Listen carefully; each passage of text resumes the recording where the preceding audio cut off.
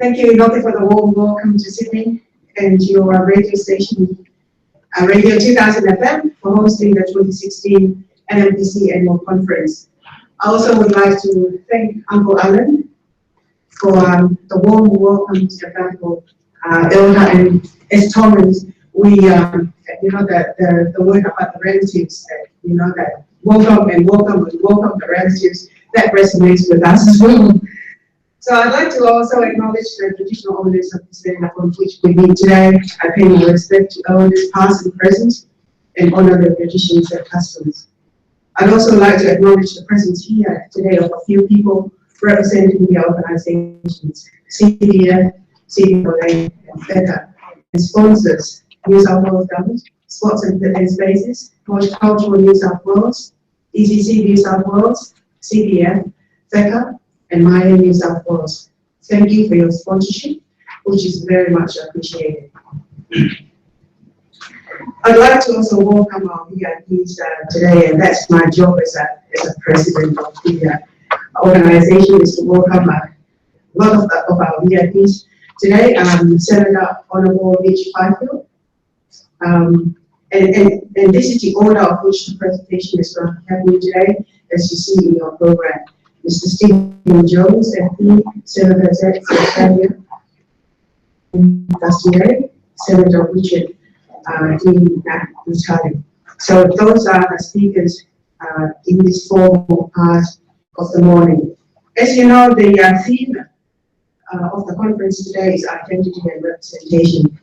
And in thinking about the theme, a number of questions come to mind. And in the context of this conference, these are: what does the theme mean to me as an individual? Identity and representation. What does it mean to me as an ethnic broadcaster or media maker? What does it mean to me as a member of the collectivist ethnic media? What does it mean to us as a specific cultural group of broadcasters? And what does it mean to organizations such as NEMBC, CBAA, and CBF at a national level? And what does it mean in terms of ethnic media diversity in the Australian context?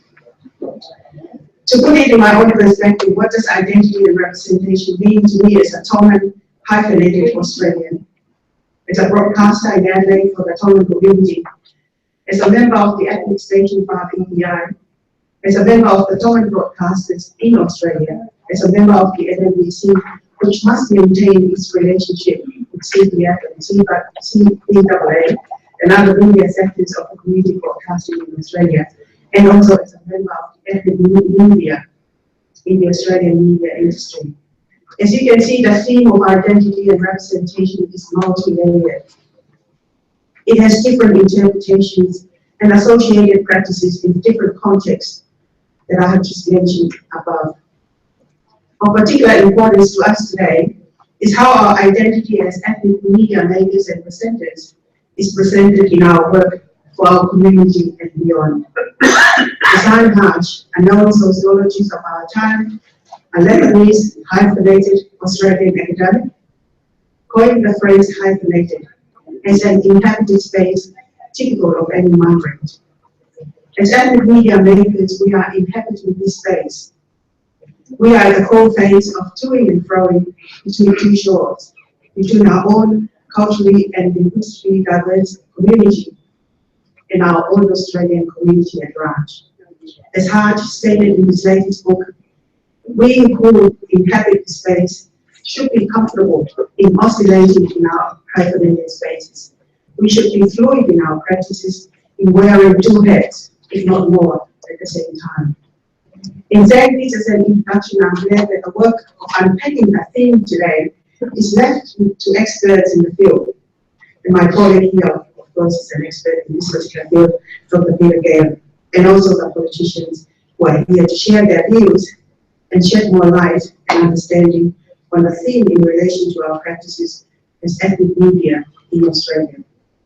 So without further ado, let me introduce you to the very first speaker of the day, Honourable Mitch Fifield. He is the Minister for Communication, Minister for Arts, and Manager of Government Business in the Senate.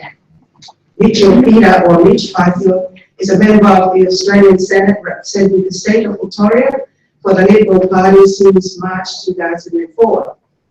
Fifield served as the Assistant Minister for Social Services and the Manager of Government Business in the Senate in the Abbott government from the 18th of September 2013, and then became the Minister for Communication and Minister of the Arts while retaining his role as Manager of Government Business in the Territorial Government from the 21st of September 2015, which cannot be here with us face to face. See him on the video.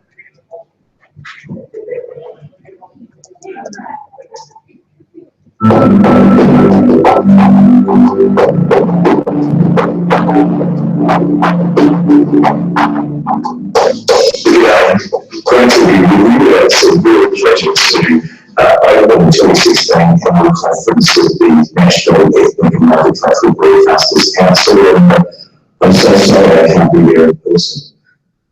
Multiculturalism is one of our nation's greatest assets. As the Prime Minister has said, Australia is the most successful multicultural society in the world. The values of tolerance, equality and respect are what make our nation such a great place to live. I understand that the theme of this year's conference is identity and representation, and that you'll be exploring the relationship between media and ethnic communities.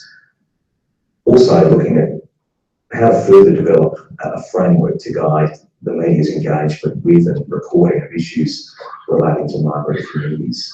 The media does play a very significant role in maintaining our multicultural way of life and shaping community attitudes. So these are incredibly important topics. It's also why it's just so important that the media's coverage of ethnic communities is informed, unbiased and handled in a respectful and sensitive way. We also need to look at how we can promote diversity within the media and ensure that the diverse makeup of our population is properly reflected in newsrooms and on our screens and airwaves across the country. Over the decades, ethnic broadcasters like you have helped to shape our identity as a diverse, vibrant, peaceful nation, and this is what you continue to do today. Not only do you keep your listeners informed and entertained, you also provide an all-important link to their cultural heritage. And that makes a real difference to so many Australians, from those who've lived here all their lives to those who've only recently arrived. That's why the government continues to support ethnic broadcasting through the Community Broadcasting Program.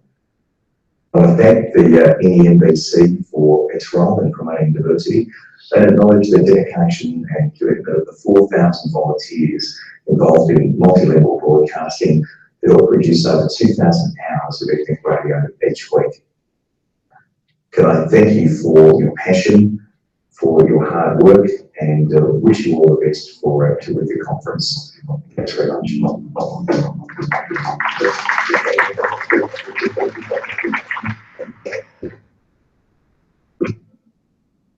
So we'll put another video later on because Senator Richard D. Vital is not here with us today as well. So with that, that's a warm welcome from Mitch Fifield.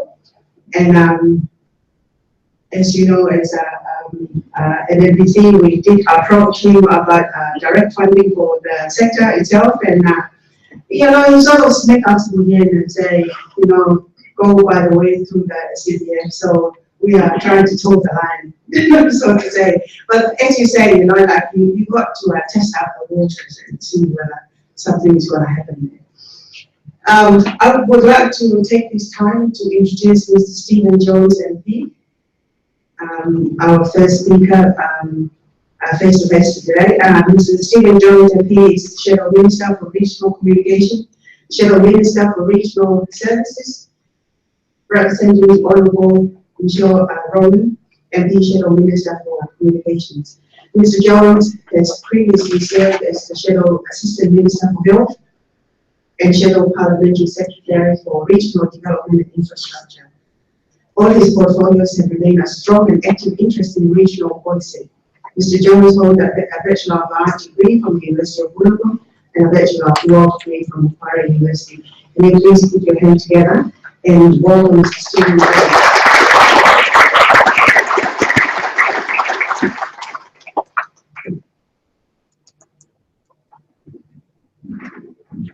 Thank you very much, Dr. Tangi. Can I first apologise on behalf of my mate Sam Dastiari? We didn't get the no time memo that morning. At some stage we'll remove that unnecessary item of address. To you, Madam President, I acknowledge you, Russell, and the entire team of NEMBC. Uncle Alan, Madden, thanks for your warm welcome to country. Can I acknowledge country, extend my respects to all of the Aboriginal and Torres Strait Islander people who have joined us at this important conference today. Can I also acknowledge my parliamentary colleagues? I've mentioned Sam Bastiari, but also Senator Citizen Selja. Look, it's a very brave person to disagree with an elder who gives his welcome to country, but I'm from Darwin country, Darwin and Gunnedah country. It is a much more beautiful place than Sydney, although I always enjoy coming here. For the Hansard, that was Senator Dastiari. Can I congratulate everybody who is here involved in community broadcasting for the work in producing over 2,000 hours of multilingual, multicultural programs in over 100 languages every single week. My colleague Michelle Rowland is very, very disappointed that she couldn't be with you here this morning for the excellent conference. I understand you had a youth conference yesterday as well, and that went off with a bang. Michelle is in the late stages of pregnancy, and I'm sure she'll be in attendance at your subsequent conferences and events. The work you do reaches every home and community in Australia. I know the work you do from my own experience in Wollongong, where we have a diverse multicultural community and a number of ethnic broadcasters who do a fantastic job keeping your communities, our communities, in contact with what's going back on in their home countries, but also in language what's going on in Australia. I've got the enormous privilege of being the first member of Parliament elected to a newly created seat of Whitlam. It was named after the Labor Prime Minister who did so much to promote multicultural Australia. Prime Minister Whitlam was the nation's first leader to officially remove race as a discriminatory criteria, making it easier for non-European migrants to become citizens. It's also a little-known fact. Everyone knows that it was Whitlam and his government that first introduced Medibank, the precursor to Medicare. When in 1975, the Whitlam government wanted to establish this important scheme for all Australians, he was persuaded by the fact that there were many hundreds of thousands of Australians, particularly in Sydney and Melbourne and throughout regional Australia, who were linguistically isolated. And it was this knowledge which led him to change the way. There was the impetus to establish ethnic radio in Australia through the issue of the licences 2EA in Sydney and 3EA in Melbourne. The EA, as most of you all know, stood for Ethnic Australia. Both stations originally broadcast 42 hours per week, with 2EA broadcasting in 8 different languages and 3EA broadcasting in 7 different languages.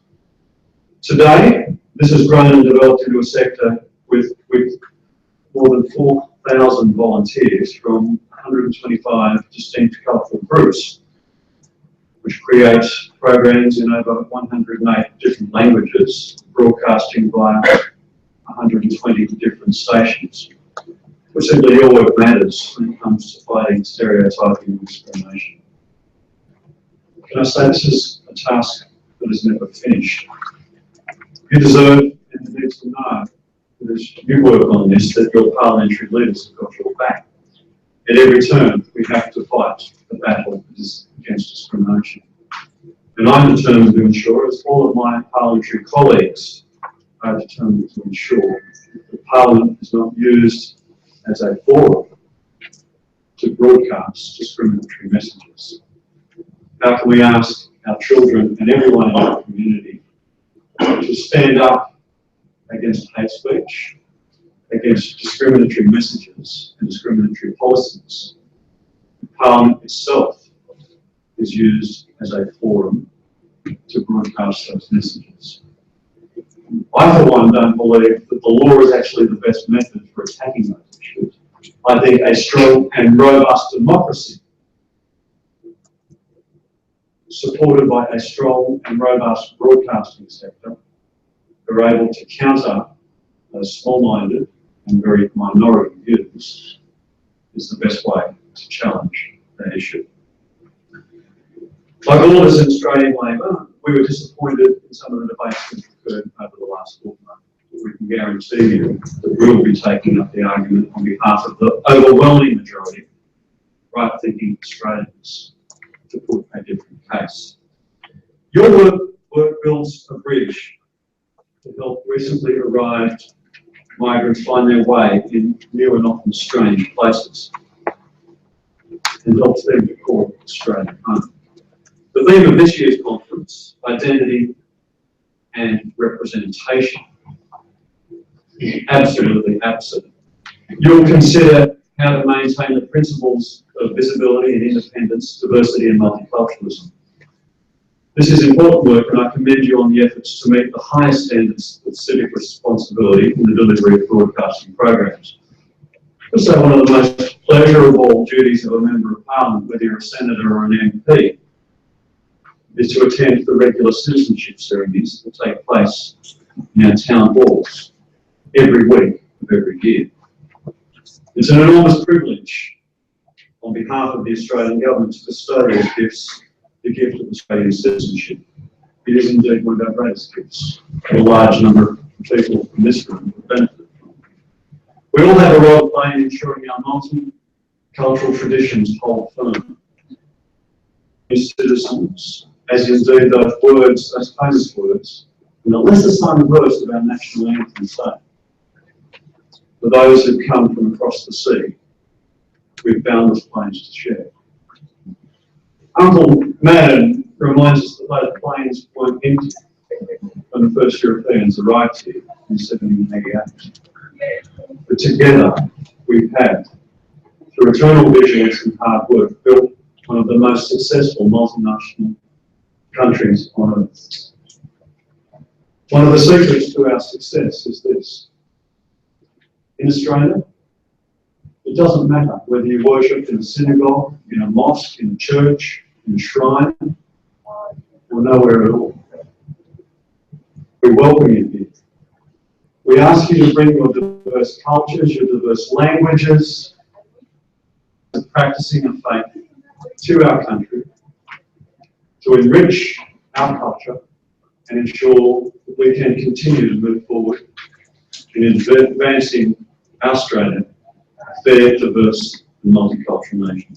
Thank you so much for the opportunity to talk to you this morning. I look forward to working with you, as do my colleagues Michelle Rowland, our Minister, Shadow Minister for Multicultural Affairs, Tony Burke, who is represented here today by Senator Sam Bastiari, in what we hope to be a very interesting but profitable few years. Thank you very much.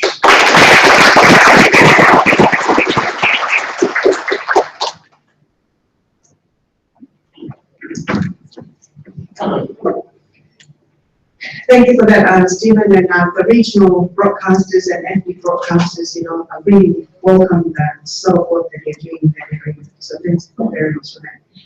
I'd like to introduce you to Senator Zelja, the Assistant Minister for Social Services and Multicultural Affairs. Seth was first elected to the Senate for the ACT in 2013, and since then has been appointed to a number of committees, including the Joint Standing Committee on the National Disability Insurance Scheme National, the Senate Legislative and General Purpose Standing Committee on Community Affairs, where he served as a chair, and the Senate Select Committee on Health. Seth was born in Canberra to Croatian immigrant parents and was raised in Jakarta, in Canberra. So please, can you make him feel welcome? Senator Zed.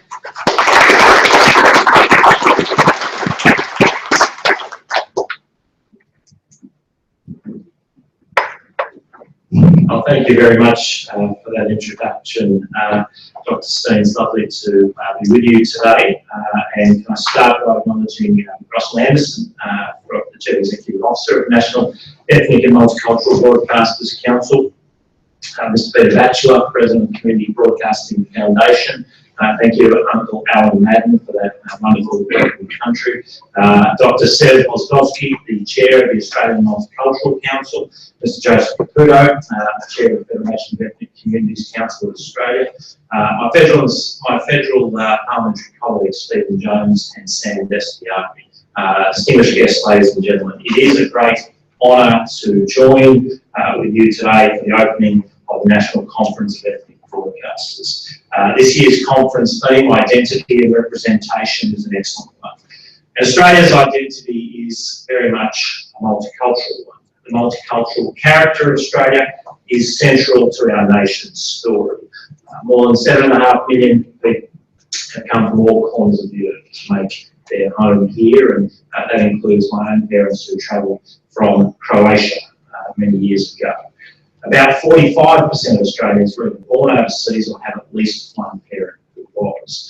Now, this conference is just another reminder that modern Australia is a migrant nation. Along with our Indigenous history, migration is a feature of our past, our present and our future. The contributions of migrants and their families spanning generations have helped create the wonderful nation that we see today. A great variety of backgrounds, religions and cultures have helped forge our unique Australian identity. And it's generally recognised that we have managed such a huge immigration program with great success. Just recently, the Scanlon Foundation's annual Mapping Social Cohesion Survey report showed Australians feel high levels of belonging and broad public support for multicultural Australia. It's important in the context of some of the current debate. The survey found that 91% of the respondents reported a sense of belonging in Australia. 84% of those surveyed agreed with the statement that multiculturalism is good for Australia. The findings show that we live in a remarkably cohesive nation by international standards. A strong sense of identity and belonging have been cornerstones in maintaining Australia as one of the world's most culturally diverse and socially cohesive nations. Now, our ethnic broadcasters provide people from diverse backgrounds culturally relevant news, music and other information in their native language. It's valued by new and emerging communities that face challenges settling into a new country with a new language and new culture. Not only does community broadcasting help arrivals by providing important information in their language, but hearing it in a familiar language helps many feel welcomed. That is, of course, until they become more proficient in English. And I do recall, as a child, listening to our local community broadcaster 2XX and listening to the Croatian Hour, which was on every Wednesday. And so that was part of our family experience and part of that settling in process. And so by doing this work, the Council and its members are representing the best interests of our valued communities across Australia by being informative, entertaining and inclusive. You are also representing Australia to your audiences. You are representing the freedoms of speech and expression of culture we all enjoy here. Community broadcasting has played a vital role in the ongoing development of our national identity. And this aligns with the Australian Government's dedication to multiculturalism.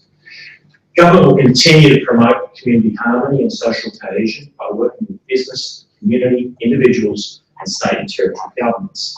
The government consults widely with our stakeholders and we actively seek advice in our two ministerial councils as well as Rebecca. One of them, the Settlement Services Advisory Council, has been providing advice to successive Australian governments since 1997 on policy and program innovation with the aim of enhancing migrant refugee participation in Australian society. Our other council is the Australian Multicultural Council, which I met with just this week, which provides advice on multicultural affairs, policy and programs, including celebrating diversity, building stronger and cohesive communities, promoting intercultural and interfaith understanding, and empowering civil society. And over the next 4 years, we'll allocate around $795 million of multicultural affairs, assisting migrants to settle, improving social cohesion, countering extremism, and assisting young people at risk. The Australian government has also allocated $5.7 million towards the expansion of the National Community Hubs program as part of the 2016-17 budget. And these hubs provide a place for local residents, businesses and community services to help newly arrived migrants and refugees forge connections and access support. In particular, they provide tailored support with a focus on helping women and their families, offering services such as skills training, English classes, sewing and breakfast clubs, as well as volunteering opportunities and community events. In addition to the Scanlon Foundation and Monash University, whose work we value, the government continues to work with experts in the field to develop an understanding of the diversity of communities and how to build social cohesion at the community level. But ladies and gentlemen, in conclusion, it's a great pleasure and honour to be with you for the opening of this important conference. You all play a critical role in contributing to our already impressive social cohesion and diversity in Australia. I congratulate the Council, its members, and the ethnic community broadcasting sector for the valuable work that you do. You play a really important role in the wonderful multicultural nation that we enjoy in Australia today. You play a really important role for the communities that you serve. I value the work that you do. The government work values the work that you do. May it long continue. Thank you very much.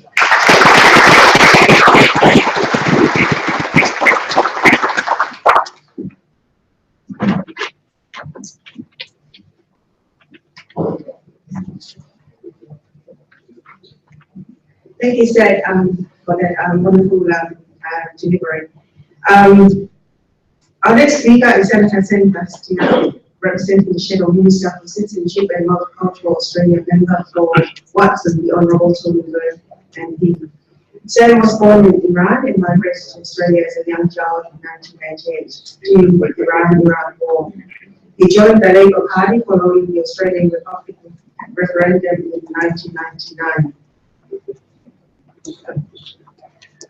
He later became the General Secretary of the Australian Labour Party New South Wales branch from 2010 to 2013. And Sam entered the Senate in August 2013 and was chair of the Senate Economics Committee from July 2014 to October 2015. Sam was promoted to Shadow Cabinet in October 2015 and Parliamentary Secretary for School Education and Youth, Shadow Parliamentary Secretary to the Leader of the Opposition. Please, could you put your hands together and welcome Sam.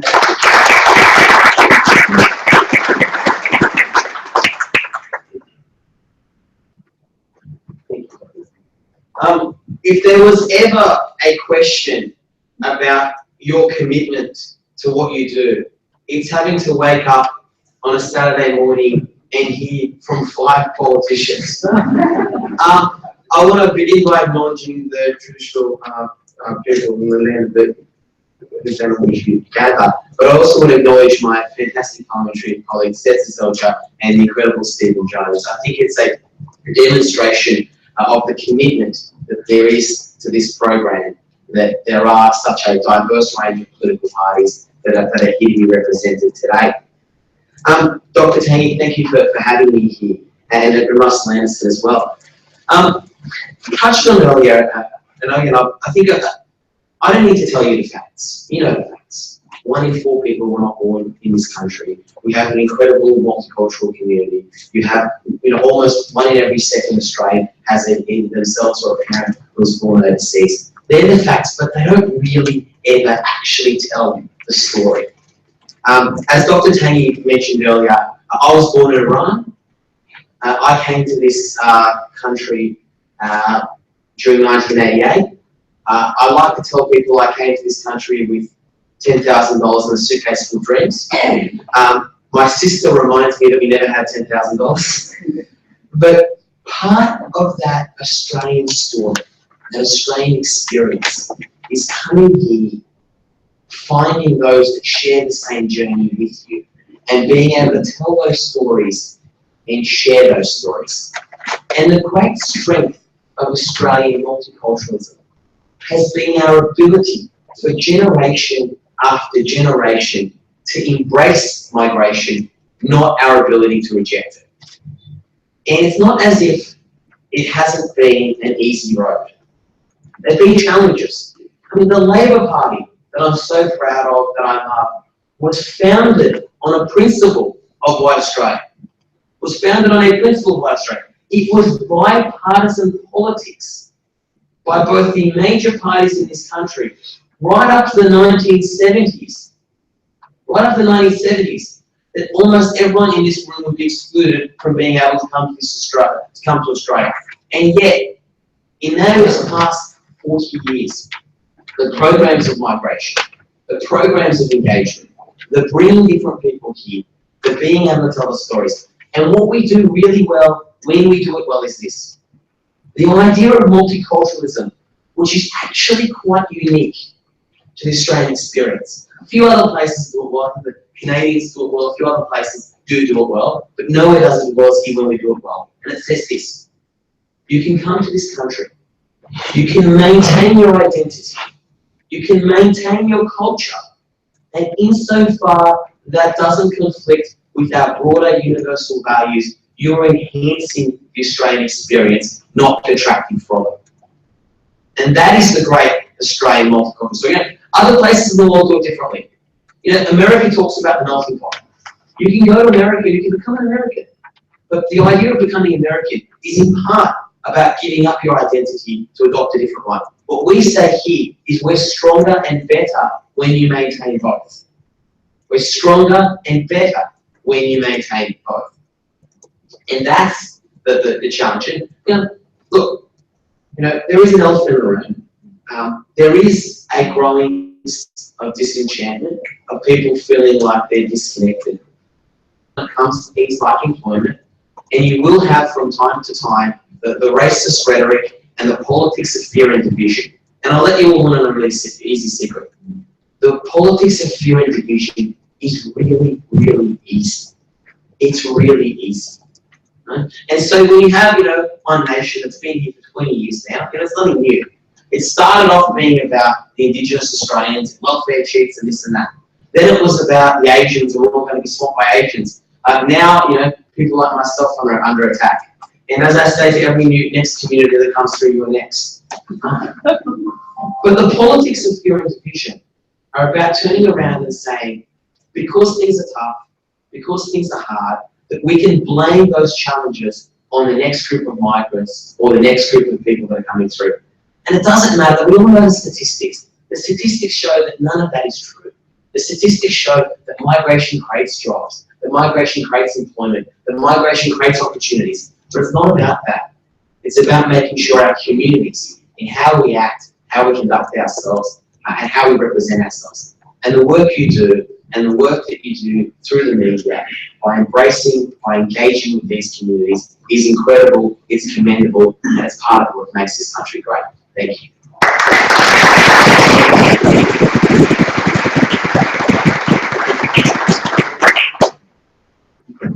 Thank you, Sam. Our last speaker in this part of the program itself is Senator Richard Dinatale, the leader of the Australian Greens. He's not here today, and I'll about to show you a video. But Dr. Richard Dinatale is the leader of the Australian Greens. He was elected to the Federal Parliament in 2010 and is the Greens' first Victorian senator. His portfolios include health, multiculturalism, youth, gambling, and sport. Prior to entering Parliament, Richard was a general practitioner and public health specialist. He worked in the Aboriginal health in Northern Territory on HIV prevention in India and also in the drug and alcohol sector. So here it is. Video. I'd like to acknowledge the Gadigal people of the Eora Nation. I'd like to pay my respects to their elders, past and present. I'm really sorry I can't be there to attend this conference in person. I know Senator Scott Ludlam is a regular at these conferences. He also sends his apologies, and we're all hoping that Scott makes a speedy recovery.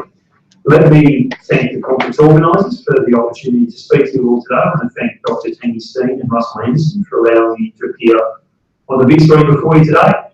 Now, the Greens are long-standing supporters of broadcast media that reflects who we are and how we live our lives. And that's why the work done by community radio broadcasters who are assembled here is so important to everyday life. I know the community radio broadcasting sector is facing a very, very difficult period at the moment with a difficult climate, particularly under this government. And you need to know that in the Greens you have an ally in giving you the support that you need to do the critical work that you do.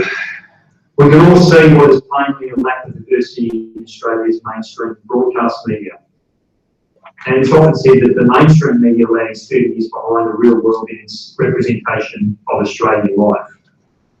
And the lack of diversity in broadcasting creates distortions in the way we see ourselves, distortions which I think lead to more support than there otherwise might be for the agenda that we see from some individuals, some parties that are regressive, that target people on the basis of their race or their background.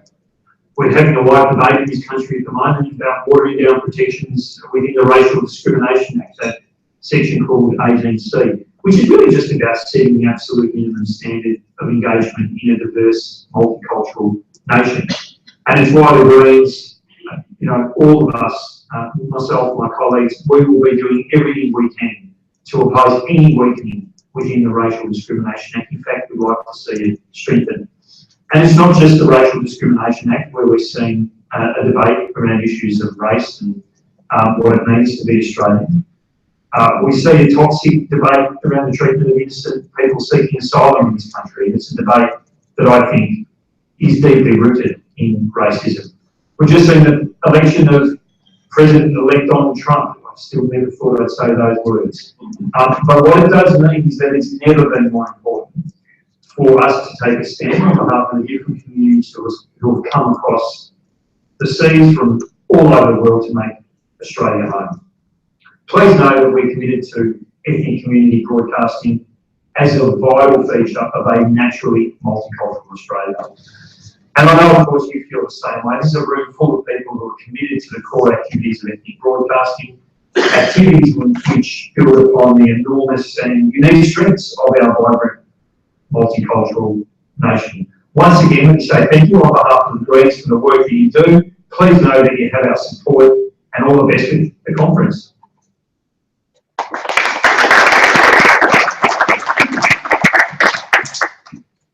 So that's it for overall point of view of politicians from all parties, and not all parties, but most of the political parties, may I say. And this is the chance then for you to have your say and also discussion with the people that are experts in the area. And to facilitate that, I would like to introduce the person who's going to be facilitator for the next session. He is the only Dr. Seth Ozdowski, and he's an Australian human rights advocate and social senior civil servant and human rights commissioner and disability discrimination commissioner for the Australian government from 2000 to 2005. He's the director office of